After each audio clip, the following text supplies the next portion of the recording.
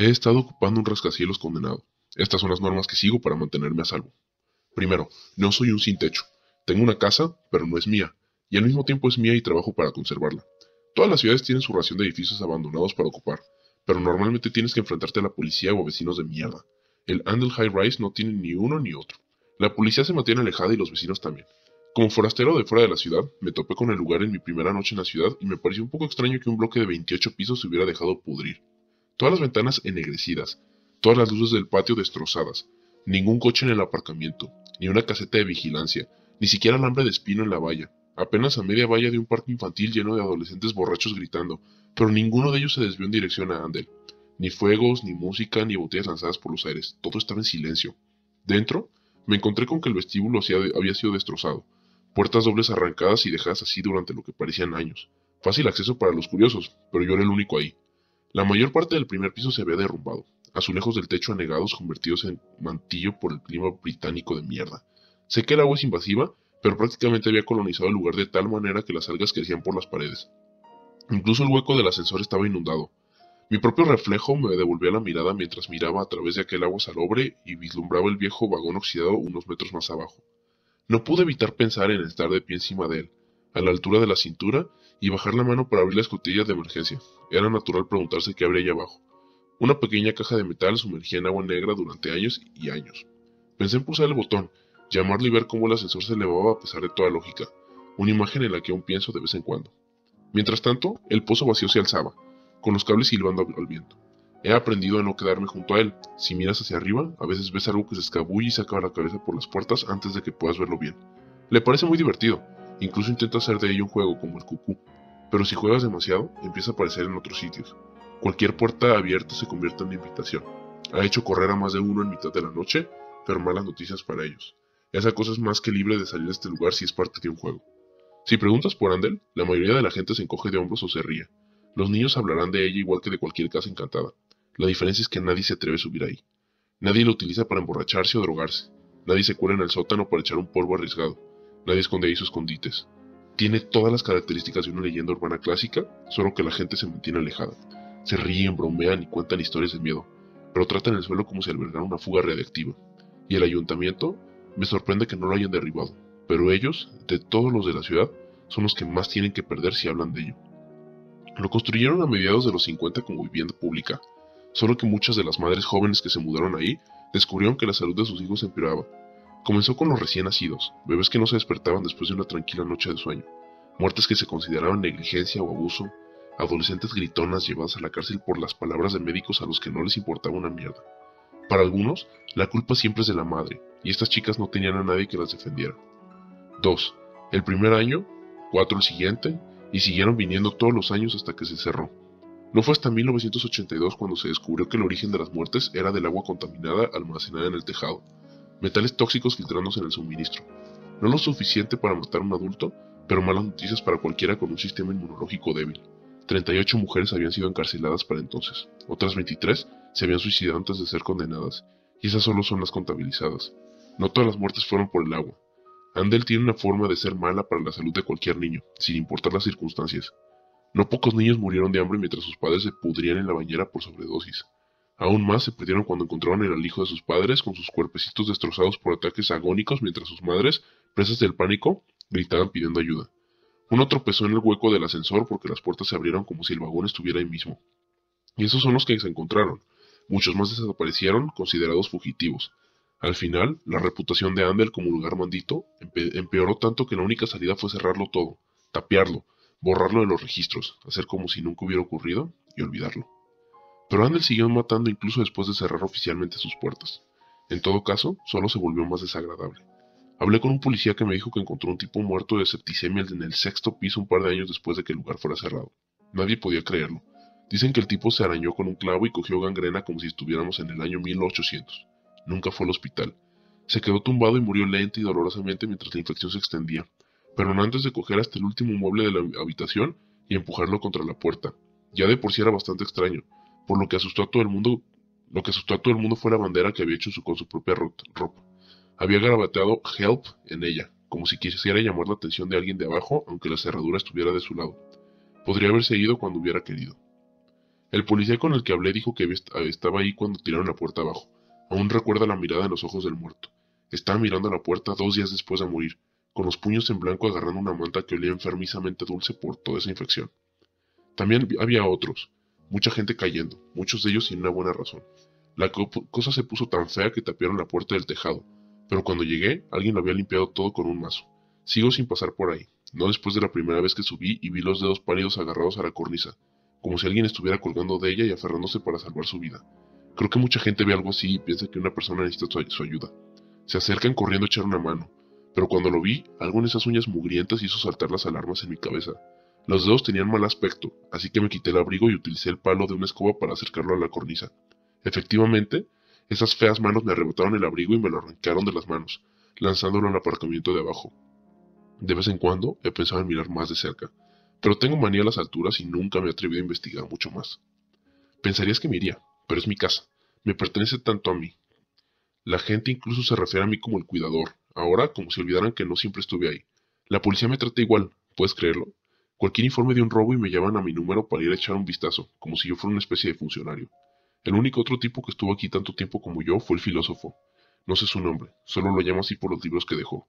Vino aquí cuando el bloque era solo un lugar para vivir y se quedó unos años después de su cierre. Muchos cuadernos en su piso, miles de páginas que hablan de sacrificios de niños a dioses de los que no les gusta que se nombren, junto con fotos de cosas extrañas congeladas en hielo y fotos médicas que parecen falsas. Al principio pensé que había venido a documentar la maldición.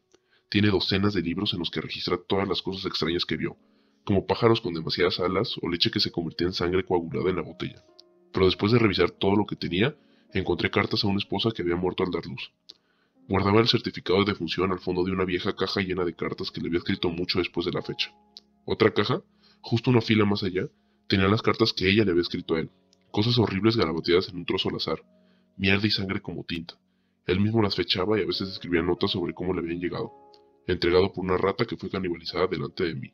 Sacado por un dentista de una cavidad en mi boca. Escrito en la tela de una araña de 13 patas. De todos modos, delata la verdadera razón por la que se mudó a Andel en una de las cartas. Dice que Andel era la clave para ayudarla, que estaba a semanas de averiguar cómo abrir la puerta. Le dijo a su esposa que la traería de vuelta. Le dijo que sabía cómo. Nunca he averiguado dónde fue después ni qué le ocurrió, pero su apartamento estaba cerrado cuando lo encontré y probablemente habría seguido así si la llave no hubiera aparecido en mi bolsillo interior la primera mañana. Ahora vivo en su antigua casa. Es seguro. Ha escrito cosas en la pared que mantienen todo en orden. Símbolos que no entiendo pero que son fáciles de rastrear, así que eso es lo que hago. Los repaso cada 2 meses y hasta ahora me han mantenido a salvo y cuerdo. ¿Por qué necesitas protección en Ander? No sé en qué momento de su historia la maldición pasó de ser algo mundano a algo muy real y muy oscuro. No todo era mala suerte o pobreza. No al final y ciertamente ya no. No se puede pasar por Ander, y menos de noche. Es peligroso. Para empezar, atrae una rotación constante de enfermos graves que pueden atacarte nada más verte. Si tienes suerte. Suelen aparecer muertos en los pasillos por la mañana, aunque a veces solo me encuentro con trozos de ellos. Tiras de piel flotando en el agua sobre salobre que inunda la escalera del sótano o uñas ensangrentadas incrustadas en el yeso del techo. El más extraño era un diente en una bombilla, con la encía ensangrentada aún pegada a la raíz y el cristal alrededor intacto. Muchos de ellos vienen aquí con negocios, algo así como el filósofo. Rituales, ofertas, cosas por el estilo. No es buena idea interrumpirlos, ni darles el más mínimo indicio de que pueda ser un problema. Todas las noches cierro la puerta y espero a que terminen los asuntos de Andel, y por la mañana barro piso por piso y limpio lo que queda de los extraños peregrinos del bloque de pisos. La mayoría de los rituales no me parecen reales. De hecho, creo que mucha gente que viene aquí acaba siendo víctima de algo o de alguien. Hay muchas razones para no acercarse a Andel por la noche, y la mayoría de sus visitantes me parecen un poco ingenuos. La mayoría de lo que veo parece sacado de un mal álbum de death metal. Una vez encontré un libro llamado Satanismo y Brujería en el siglo XXI. Es difícil imaginar que el funcionamiento interno secreto del universo pueda encontrarse en algo con un número de ISBN y 3000 reseñas en Amazon. Por supuesto, no todos los intentos de explotar la energía de Andel son tan manidos. Un tipo se presentó en mi puerta y me pagó $3000 en metálicos solo por enseñarle el rincón más oscuro del edificio. Al principio no estaba seguro de lo que quería decir. Pensé que se refería a la luz y la sombra. Más o menos, respondió cuando se lo expliqué. La oscuridad puede formar parte de ello, pero busca una esquina. Tiene que ser un ángulo recto o más agudo. Idealmente más agudo. ¿Entiendes ese término, verdad? Parecía arrogante y la última frase lo confirmó. Un tipo puesto de unos 20 años con un bonito traje. Parecía el estereotípico de banquero. También actuaba como tal. Hay muchos sitios así, dije. Muchas habitaciones divertidas en Ender. Gente tratando de aprovechar al máximo el espacio limitado. A veces las paredes se encuentran en ángulos estrechos, seguro, pero no sé qué te refieres con oscuro. Ahí está el sótano, está inundado, no se me ocurre ningún sitio más oscuro. Se mordió el labio y dudó durante algunos segundos, como si realmente lo estuviera contemplando. No es una muy mala sugerencia en realidad, pero no, demasiado difícil de alcanzar, y no me refiero solo a la oscuridad como la ausencia de luz. Quiero decir oscuro como debajo de la cama, oscuro como ese desconchón en la pared al que conduce un espacio hueco entre los ladrillos, y que cuando eres niño no puedes evitar preguntarte qué vive ahí. Algún lugar que inexplicablemente parece como si no tuviera tanta atención de Dios como cualquier otro lugar. Me lo pensé un segundo. Sus palabras eran vagas, pero maldita sea si no sabía de lo que quería decir. ¿Una esquina? Pregunté. ¿Tiene que ser una esquina aguda? Asintió con la cabeza. Creo que conozco el sitio, le dije, y sonrió como un auténtico asqueroso. Le llevé al piso de la octava planta. Estaba destartalado, como todos los demás, pero aún quedaba bastante mobiliario antiguo. Puedes abrir cajones al azar y ver los cubiertos que se usaban antes. Incluso hay un viejo televisor analógico en un viejo soporte. Puedes sentarte en lo que queda del sofá y mirar fijamente el televisor, y tener la sensación de que conocías a la gente que vivía ahí. Si pasas el pulgar por los diales de la tostadora, el asa del frigorífico o el plástico amarillento de un interruptor de la luz, sentirás una dolorosa pérdida que aparece de la nada. Mira hacia arriba y verás que la luminaria ha sido arrancada del techo, como si alguien hubiera intentado columpiarse de ella. No es un lugar grande, por cierto. 3 habitaciones, un dormitorio con cama doble toda desarreglada, un salón con cocina y una pequeña habitación de invitados que parecía haber servido de almacén o quizá de lavadora, si eras soltero y no tenías hijos. Un trozo de espacio, un triángulo tallado en lo que sobraba cuando se levantaron otras paredes más importantes. El sofá que mencioné, el televisor, todo estaba colocado de modo que quien estuviera sentado siempre pudiera vigilar la habitación y su contenido. Ves que habían puesto un catre dentro y sigue ahí, con moscas azules revoloteando por encima. No puedes ver el interior del catre, a menos que entres y saques las mantas, pero han pasado décadas y nadie lo ha conseguido todavía. Está oscuro detrás de esas viejas mantas, una sombra pesada que disuade de mirar más de cerca, como si hubiera algo ahí adentro que nadie necesita ver y que ha pasado mucho tiempo ahí sentado comiéndose la poca luz que había. Incluso con una ventana en esa habitación, la luz del día no llega a filtrarse. Perfecto, dijo el empresario al verlo. Recorrió el piso detalle a detalle. Su cabeza se detuvo en un momento y una sonrisa se dibujó en su rostro al posar sus ojos en la lámpara rota. Y el catre, su visión, las moscas que aún revoloteaban por encima de las mantas descoloridas de Winnie the Pooh, hicieron que se le trabara la respiración en la garganta. Oh, sí, esto es bueno, me dijo, oscuro como debajo de la cama. Te has ganado ese dinero. Podría haber tenido una docena de hombres barriendo este lugar y no habría entendido también esta tarea. Gracias, respondí, aunque en realidad eso no era lo que sentía. En silencio, el hombre se sentó y empezó a deshacer la maleta de cuero. No había pentagramas, pero sí 7 velas de aspecto extraño. Me sorprendió mirándolas y sonrió. Hecho en casa, dijo, cada uno moldeado por mis manos. No soy un buen artista, pero lo que cuenta es el esfuerzo. Tardé una eternidad en rasgar la cera. Claro que esa fue la parte fácil. Lo difícil fue conseguir la grasa para hacerlo. ¿Sabías que puede haber un nivel sorprendente de alto de seguridad alrededor del departamento de desechos médicos de un hospital? No lo sé, le contesté, mientras sacaba unos trozos de madera endebles y unos cuantos clavos pequeños. Con sumo cuidado, empezó a clavar las astillas de madera en lo que parecían formas aleatorias. Oh, bueno, suspiró tras unos instantes de silencio con los dedos agarrando ágilmente el pequeño martillo mientras golpeaba. Ya había ensamblado al menos 6 de los extraños polígonos de madera y con cada uno de ellos experimentaba una extraña sensación. ¿Quieres quedarte a mirar?, me preguntó. En absoluto, le respondí. Dejó de dar golpecitos y volvió a sonreír. Oh, eres listo, dijo. Esa es la respuesta correcta, por cierto.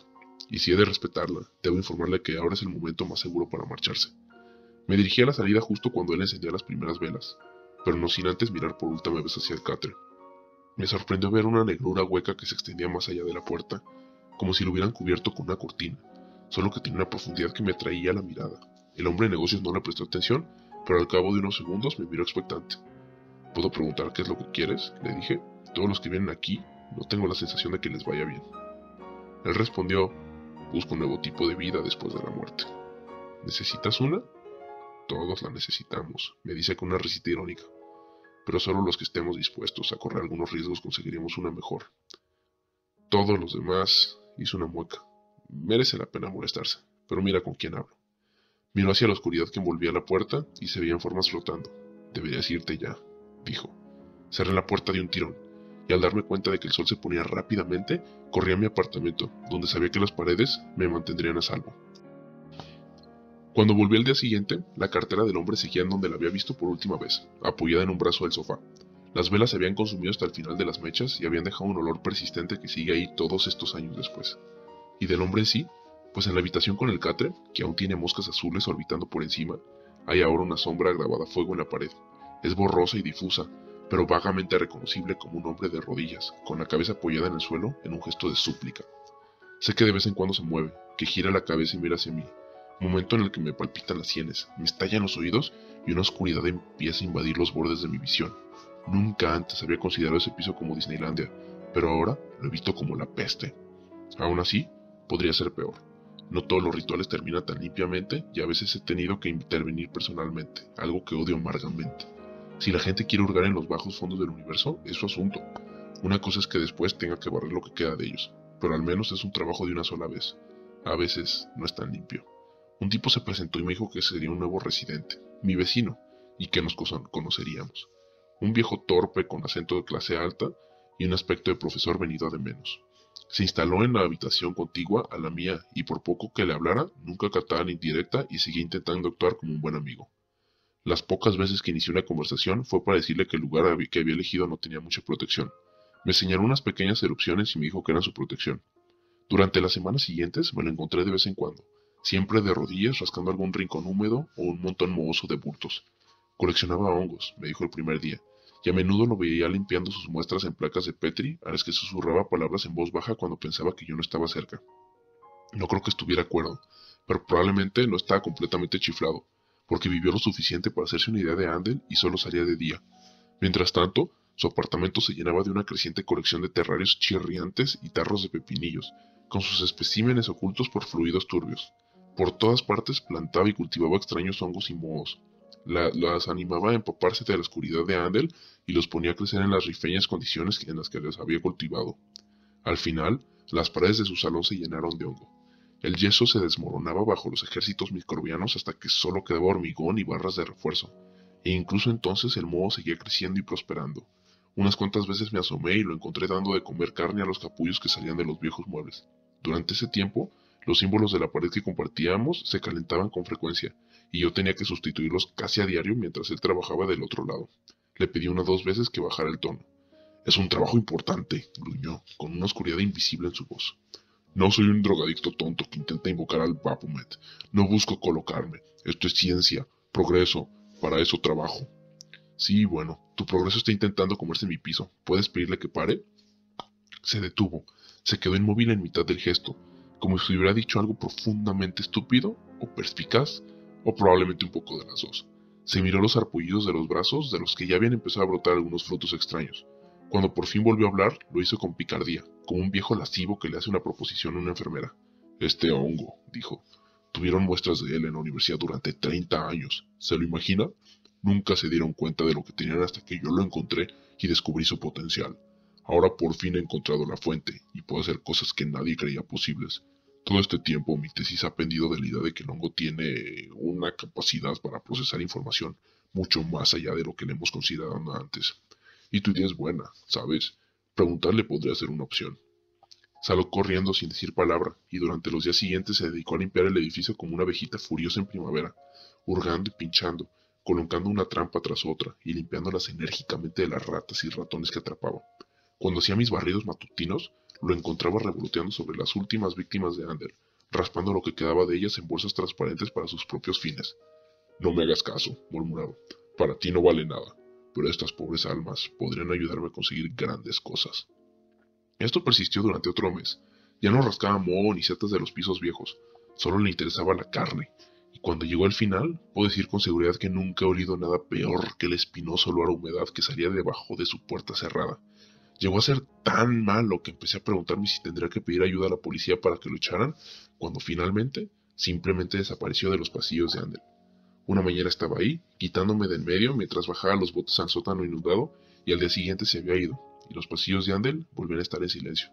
Pero eso no significaba que se hubiera mudado, ni mucho menos. Pasaron 2 días hasta que decidí tirar la puerta. Le di una patada con un golpe corto y seco, solo para descubrir que mi pierna desaparecía de inmediato a través de una madera que tenía la textura de un cartón empapado. Liberé el pie e intenté otra táctica. Agarré la manilla y tiré con tanta fuerza que la puerta se salió del marco de madera. Libre para moverme, la puerta se abrió con un chirrido espeluznante y el aire fétido, caliente y húmedo salió de la habitación. Dentro, descubrí que los especímenes del hombre se habían vuelto locos. Los terrarios se habían hecho añicos y su contenido se había desparramado. Ranas grandes como balones de fútbol me miraban desde detrás de frondas peludas, e insectos con ojos humanos se escabullían antes de que los anfibios pudieran atraparlos. En un rincón, las ratas habían construido una colmena con cartones viejos, y tenían la espalda cubierta de hongos que parecían dedos humanos y otros apéndices.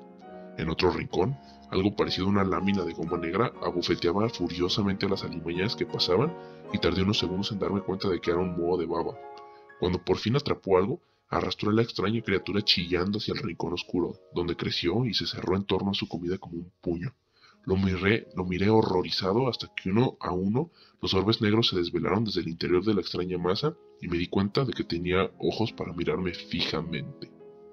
Era una cacofonía de terror espantoso que me impedía oír el ruido sordo de un ser humano que se esforzaba por hablar. Al final, llegó a mis oídos y utilicé mi linterna para iluminar la parte del fondo sin tener que entrar. Encontré al científico medio enterrado en la pared. Las algas y el musgo le cubrían de pies a cabeza, de modo que ya no era reconocible. Pero tuve que suponer que no podía ser nadie más. Tenía ojos muy abiertos y me miraban con terror y dolor, mientras unos bichos repugnantes le mordisqueaban lo que quedaba de sus espinillas, mientras unos extraños arcillos le palpaban las orejas y la cabeza sin descansar ni un instante.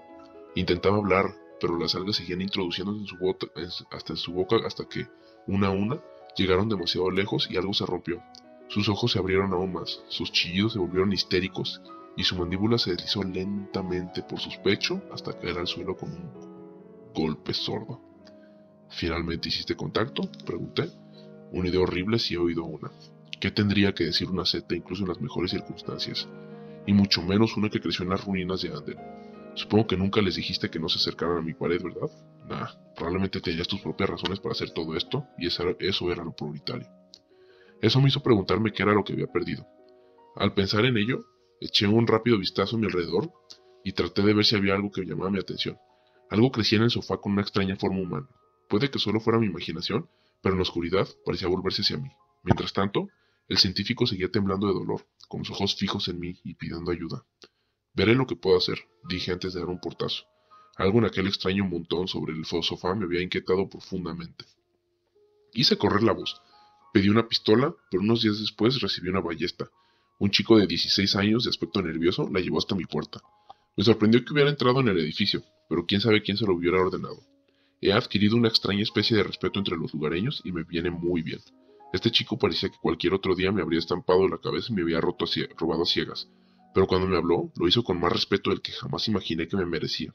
Le di las gracias, cogí la ballesta, pasé una tarde practicando con ella y la usé para matar al científico la mañana siguiente. Le costó unos cuantos golpes, pero al final uno se estrelló contra su frente y apagó sus quejumbrosos gemidos. Esta vez no vi nada en el sofá, al menos nada con forma humana, cosa que agradecí.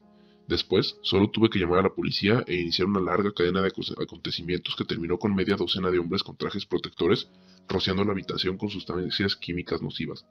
Por un momento me preocupó que encontraran un cadáver e hicieran preguntas, pero cuando alguien entró en la habitación no quedaba nada del científico, salvo una mancha en el suelo. Nunca llegué a saber exactamente qué buscaba, aunque no es raro que en mi barrido matutino encuentre un cuerpo, o parte de él, cubierto de hongos, y de vez en cuando he visto una persona extraña que se metía en el hueco del ascensor. Por supuesto, podría estar haciendo conexiones que en realidad no existen. Todo tipo de cosas viven en esa agua. Todo el nivel está inundado, y si hubiera algo ahí abajo, tendría rienda suelta en un espacio bastante grande. Es un mundo extraño el de ahí abajo. Lo sé por un visitante que me lo hizo pasar muy mal. Le llamaré el pescador, ya que vino a Andel por lo del sótano inundado. Vi una foto que circula por ahí desde hace tiempo, si sabes dónde buscar. Dios sabe quién la tomó y cómo, pero muestra la escalera inundada que conduce al sótano, y bajo la superficie salobre hay una mano desproporcionada, con los dedos extendidos en perfecta simetría como una estrella de mar. Sale de las profundidades y se apoya suavemente en el tercer escalón bajo el agua.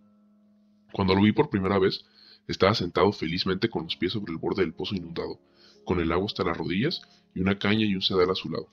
Al principio me sorprendió verlo ahí, con un gorrito de pesca con mosca. Un hombre de unos 40 años, regordete pero de aspecto saludable, con un bocadillo de huevo y mayonesa en una mano y un teléfono jugando al Candy Crush en la otra. Le llamé al acercarme porque, según mi experiencia, asustar a alguien en Andel es malo para la salud, por muy cuerdo que parezca el visitante. Levantó la vista cuando llamé su atención y sonrió amablemente. Hola, saludó con su bocadillo. ¿Eres el conserje? Sí, lo soy, respondí. ¿Y tú eres? Solo un turista, sonrió. ¿Quieres acompañarme? Hacía unos instantes que había salido el sol. No estabas aquí cuando estaba oscuro, ¿verdad?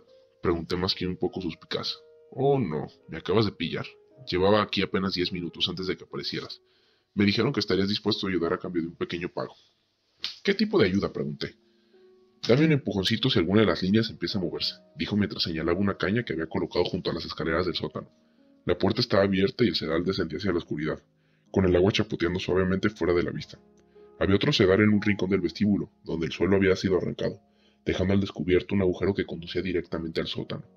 No puedo vigilarlos a todos a la vez. Tengo campanas preparadas, pero bueno, dos cabezas piensan mejor que una.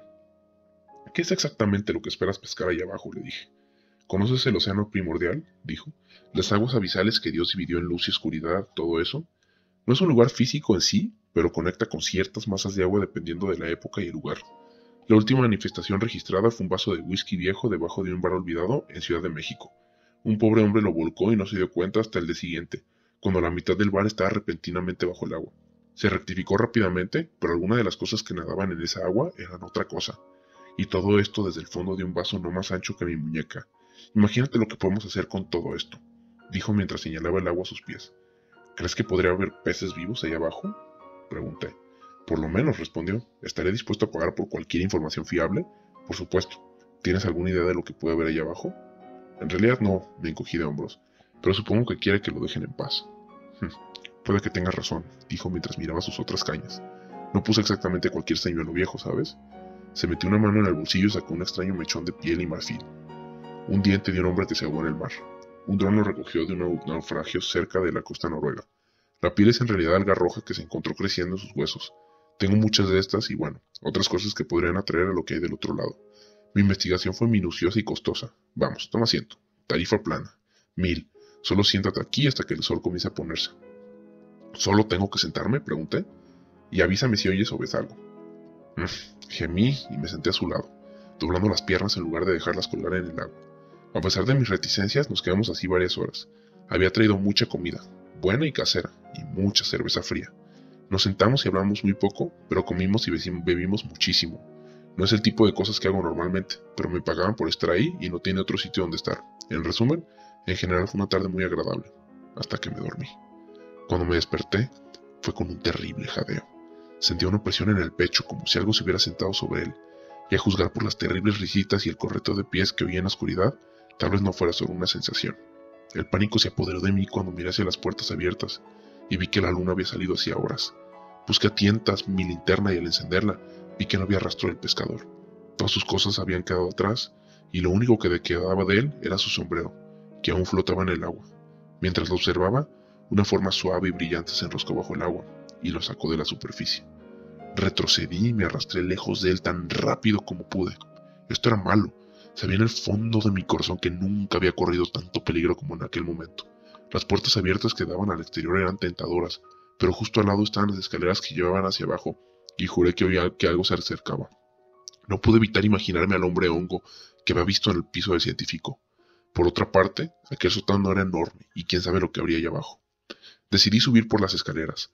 Todo el tiempo tenía el corazón en un puño. Nunca me habían pillado fuera de mi casa por la noche, no desde mi primera noche, cuando había dormido en el vestíbulo con el abrigo puesto. No se tiene suerte dos veces, no con Endel. Así que sabía que tenía que tener mucho cuidado. Tenía que estar callado. Mi única esperanza era pasar desapercibido. Subí cada planta en perfecto silencio, escondiéndome en mis lugares conocidos al menor indicio de pasos, humanos o no. Andel cobra vida por la noche, por murmullos de niños extraños que descienden de los conductos de ventilación, viviendo ahí sabe Dios cuánto tiempo. Otras veces vi apariciones, incluida la de un niño pequeño cuya visión me hizo rugir el estómago con un hambre insaciable que me dolía solo de contemplarla. Me miraba con ojos suplicantes mientras me alejaba de su puerta abierta. Podría haber estado tentado de ayudarlo si no fuera porque la luna se asomaba a través de su imagen translúcida. Y sin embargo, a pesar de todo, conseguí llegar con vida a la 14ª planta. Pero fue justo en el último obstáculo, tan cerca de la seguridad, cuando me encontré con algo sacado de mi peor pesadilla. Una mujer se paró frente a la puerta de mi apartamento, silenciosa, pálida, uñas cubiertas de suciedad. Con demasiada frecuencia abría la puerta y encontraba huellas de barro en el suelo hechas con los pies descalzos de una mujer. Ahora sabía quién las dejaba cada noche. No podía verle la cara desde donde me escondía, pero algo en ella me resultaba profundamente familiar. Cuando por fin se volvió a mí, me acordé. La reconocí, aunque le faltaba la mayor parte de la cara. Era la mujer del filósofo. Parecía que lo había conseguido, pero no podía imaginarme a qué precio tan terrible, porque la mujer que me miraba había resistido claramente algunos años en la tumba. Solo la escasa iluminación y su larga cabellera habían ocultado el mal estado en que se encontraba. Una sonrisa sin labios me devolvió la mirada bajo unos pómulos hundidos y unas cuencas oculares vacías, y sin embargo, me di cuenta de que en otra vida habría sido hermosa, lo que hacía que la visión fuera aún más desgarradora. No, terrible, desgarradora, triste. Oh, cariño mío, susurró. Había algo en su voz ante lo que me resultaba difícil mantener la cordura. No sé por qué. Más de una década en aquel lugar y había sido testigo de pesadillas vivientes, pero fue este cadáver andante el que me llevó al límite. La ineludible sensación de pérdida me agobiaba, y sin darme cuenta, empecé a dar pasos hacia ella mientras me temblaban las rodillas. Cuando la alcancé, ya me arrastraba hasta poder agarrarme a su pierna helada y mugrienta. Y eso fue lo último que recuerdo antes de despertarme en mi cama a la mañana siguiente. Todo parecía normal, tan mundano que podría haberlo considerado una pesadilla, pero había huellas desde mi cama hasta la puerta, y más tarde encontré las cosas del pescador tal y como las había dejado, aunque cuando por fin recogí sus sedales, encontré que los señuelos habían desaparecido y habían sido sustituidos por trozos del hombre que los había colocado por primera vez. Lo arrojé todo al agua y decidí que lo mejor sería olvidarlo. De vez en cuando, por supuesto, no puedo evitar mirar por la mirilla de la noche. Antes no lo hacía, pero ahora sí, cada vez la veo. Parece muy triste. Me duele pensar en ella allá afuera.